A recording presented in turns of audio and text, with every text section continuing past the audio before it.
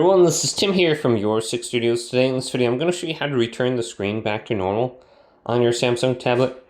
So if some sort of color correction or something is on, we can go to the top right and go to Settings. And we can stop by Display right here and just go to Display. And we have the light and the dark mode right here. That might be causing the issue. We got brightness.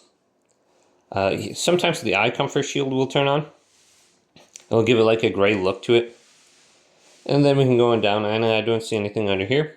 Now we can go back, and we can go to Accessibilities. Now under Accessibilities, we can go to Vision Enhancements. And we can have some things on like color inversion. If we have this turned on, everything's going to be the opposite color.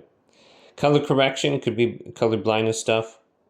If you have this turned on, it might give you like some sort of tint to the screen.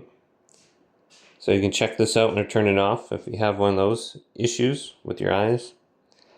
And then the color correction is probably what we're seeing. If we accidentally turn this on, you can see we can decide what color we want to tint the screen with. So if you got like a red light or something like that, that could help your eyes out too. So just turn it off under there. We got extra dim.